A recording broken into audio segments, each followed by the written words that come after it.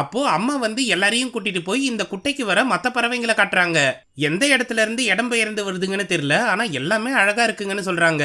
சரி வாங்க நம்ம போய் என்ன ஏதுன்னு கேட்போம்னு மேக்க கூப்பிடுறாங்க. அவரும் அந்நிய பறவைகளை அருவருப்போட பாத்துக்கிட்டு வராரு. ஆனா இவங்களுக்கு முன்னாடியே டாக்ஸ் அந்த கூட்டத்தோட போய் மிங்கிள் ஆகிடுறான். அவன் பின்னாடியே குவென்னும் வரான். சரி குளிர்காலத்துல நீங்க எங்க இருப்பீங்கன்னு கேக்குறா கிம்மு. நாங்க எல்லா காலத்திலயும் இங்கதான் இருப்போம்னு நிக்கலா சொல்றா குவென்னு. வெளி உலகம் எப்படி இருக்கும்னு நீங்க பார்த்தே ஆகணும்னு சொல்லி அவங்க அப்பா கிட்ட கேட்க போறா. அப்போ மேக்கு வந்து டாக்ஸு கிட்ட தனியா எங்கேயும் போக கூடாதுன்னு சொல்லிருக்கலன்னு சத்தம் போடுறாரு.